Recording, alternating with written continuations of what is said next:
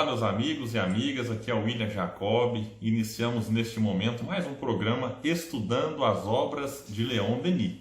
E hoje nós daremos continuidade ao estudo do capítulo 2 do livro O Porquê da Vida.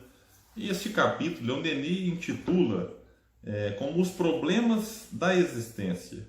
E é interessante porque no programa, no estudo anterior, nós falávamos a respeito de como o homem pouco se importa com as questões filosóficas da vida, de onde veio, para onde vai, por que aqui está encarnado, qual que é o objetivo da vida. E Leon Denis vai chamar a atenção para os perigos dessa não preocupação com essas coisas. E ele escreve assim, que assim como dissemos, a dificuldade de resolver esses problemas faz muito frequentemente rejeitá-los. Então é uma questão interessante. Como eu não posso resolver, então eu rejeito. Aí eu nego, eu não quero saber disso. Essa é uma questão que ela atinge não só essas questões da existência, mas várias outras em torno da nossa vida. Então, na incapacidade de achar uma solução, aí eu opto pela rejeição. Na incapacidade de uma solução, por exemplo, para as questões políticas, daí eu opto por rejeitar a política. Na incapacidade de solucionar os problemas sociais, aí eu opto por rejeitar todas as opções que nós temos. E assim nós poderíamos observar esse comportamento da rejeição em vários momentos, em várias fases da nossa vida. E o foco de Leon Denis aqui era o problema maior. Problema no sentido de que deveria receber de nós uma atenção proporcional à amplitude que é o problema da existência. Que a gente vai observar aqui que essa rejeição, ela não é simplesmente um problema superficial. Ela vai nos trazer aí algumas dificuldades ao longo da vida. E Leon Denis já diz aqui logo em seguida, a opinião da maioria é vacilante, indecisa. E aí o que acontece? Os atos e os caracteres, ou o caráter disso se ressentem. E ele vai explicar com logo um pouco depois aqui, dizendo que aí está o mal da época, a causa da perturbação da qual ela é presa. Então vamos lembrar que esse livro aqui foi escrito em 1885. Então Leon Denis escreve essas reflexões olhando para o contexto atual em que ele vivia. E ele vai apontar então que o mal da sua época era justamente a não preocupação em relação a essas coisas. E aí ele diz, temos o instinto do progresso, queremos caminhar, mas para onde ir? Ele pergunta. Como assim instinto do progresso? Nós sabemos que a lei do progresso é uma das leis divinas. E onde é que ela está escrita? Na nossa consciência. Então, a necessidade, a vontade do progresso, da evolução está dentro de nós. Então, de uma maneira ou outra, nós, de certa forma, somos conduzidos, nós somos atraídos por essa lei. Só que a não compreensão do que ela é e de qual que é o nosso objetivo, qual que é o nosso papel na existência, nós ficamos perdidos. Queremos caminhar, como diz Leon Denis, mas para onde ir? Diz ele, é nisso que não se pensa suficientemente. E eu poderia dizer que não é só uma questão da época de Leon Denis, que ainda hoje, quando eu gravo este estudo em 2020, nós podemos dizer também que muitos de nós aqui estamos meio que perdidos, sem saber para onde ir. E isso tem complicações, isso traz consequências prejudiciais para o indivíduo e, claro, para a coletividade. E aí o que eu acho magistral, e Leon Denis tem essa capacidade de olhar para as questões do dia a dia, de olhar para aquilo que acontecia ao seu redor e, a partir daí, tirar lições filosóficas e vincular isso ao ensino espírita. Olha o que ele diz agora. O homem, ignorante dos seus destinos, é semelhante a um viajante que percorre maquinalmente uma estrada, sem dela conhecer nem o ponto de partida e nem o ponto de chegada. e não sabe por que viaja. Olha que interessante. Eu costumo até brincar em alguns estudos, algumas palestras que eu faço. Para a gente entender isso aqui na prática, é só a gente tentar imaginar, se deparar com um viajante, não importa qual o seu meio de transporte, se é avião, trem, ônibus, carro, bicicleta, moto, ou se ele está caminhando, e perguntar para ele assim: ô meu amigo, você está viajando? De onde que você vem? E ele responder: não sei. A gente já começaria a desconfiar de que ele tem ali um certo transtorno, algum problema.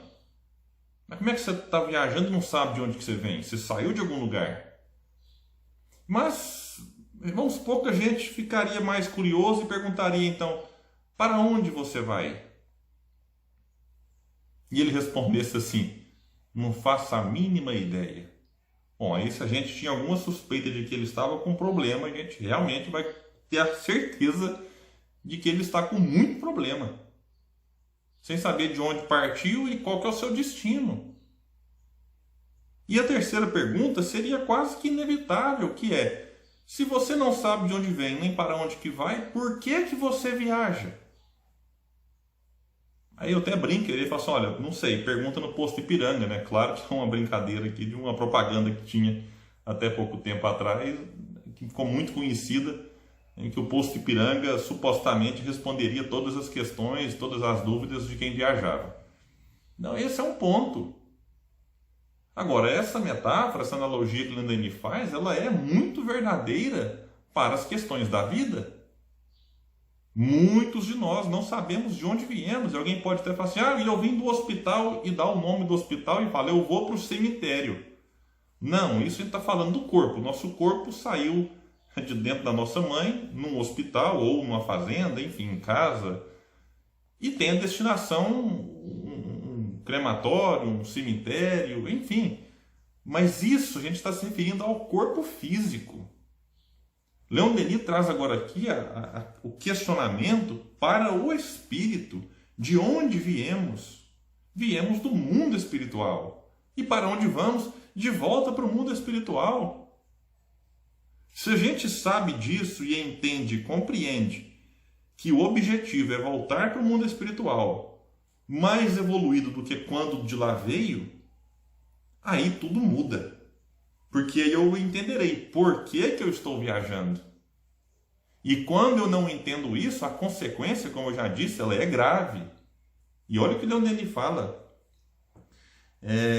Que diante dessa impossibilidade, diante dessa ignorância do próprio destino e das questões da vida, o viajante está sempre disposto a deter-se ao menor obstáculo e perde seu tempo, sem a preocupação do objetivo a atingir. Vamos trazer isso para a prática da nossa vida agora. Porque Denis fala assim que o viajante, esse que percorre maquinalmente uma estrada, quando ele não sabe essas questões, ele está disposto a parar de viajar diante do menor obstáculo. Poxa, pensou? A gente para, resolve viajar, não quer viajar mais, um pneu que fura, um carro que estraga. Então, se ele não sabe para onde que ele vai, ele fala: então vou ficar aqui mesmo. Eu vou parar de viajar. E na vida? É o que a gente observa muito, em que indivíduos optam por parar, ou supostamente parar de viver. É como se a vida perdesse o sentido, não tem mais sabor, fica sem cor. E aí ele pode pensar assim: que diferença faz se eu vou morrer daqui 1 ano, 2 anos, 3 anos, e depois da morte não se tem nada, e a vida agora está tão ruim, tão sem perspectiva e sem esperança, o indivíduo resolve antecipar essa morte. E às vezes, de maneira legal, naquilo que nós chamamos eutanásia. Antes de gravar esse estudo, eu falava com uma amiga que mora na Suíça, e ela relatando a tristeza que é a quantidade de pessoas, né, que já deixaram documentos assinados, que dependendo da situação que elas se encontrarem, querem e autorizam fazer a eutanásia, que é a morte assistida. Que indivíduos que às vezes estão lá com uma doença incurável, com um prognóstico médico bem pessimista para a cura do corpo físico. E eles então não entendem mais o porquê continuar viajando, né, na vida se o que lhe aguarda é a morte. Então eles pensam, poxa, ao invés de ficar arrastando aqui um sofrimento para daqui 1 ano, 2 anos desencarnar, é melhor resolver isso agora. Mas se o indivíduo compreendesse que essa doença, essa dificuldade e essas limitações são importantes para o seu espírito, aí ele teria forças e não abriria mão, mesmo que de alguns minutos da existência, que seriam importantes para o seu futuro. Então olha como que esses entendimentos, eles nos dão forças. É claro que eu não quero aqui simplificar a decisão de quem resolve optar pela eutanásia, porque há muitas motivações e o objetivo nosso não é esse. O foco aqui é dizer que quando o indivíduo não compreende essas questões, é como se ele perdesse um auxílio muito grande para manter-lhe vivo. E aí ele cai na falsa ilusão de que, matando o corpo, ele aniquila tudo e não tem mais que lidar com aquelas dores e nem deixar a família preocupada. Porque tem pessoas, meus amigos, que optam pela eutanásia, por exemplo, para não ver a riqueza que ela acumulou ao longo da vida ser destruída tratando de uma doença que não tem cura. E aí eles pensam, então eu me mato, porque aí pelo menos o que eu construí aqui de riqueza fica para os herdeiros. E eles fazem uso que quiser disso. Então, vejamos como a coisa é mais grave do que a gente pensa. Então, por isso, Leon Denis insiste nesse livro todo. Nós falaremos disso muitas e muitas vezes nesse estudo. Da importância da gente compreender o que somos. E eu já digo, somos espíritos imortais. De onde viemos? Viemos do mundo espiritual. Estamos aqui numa experiência em busca de adquirir valores imperecíveis.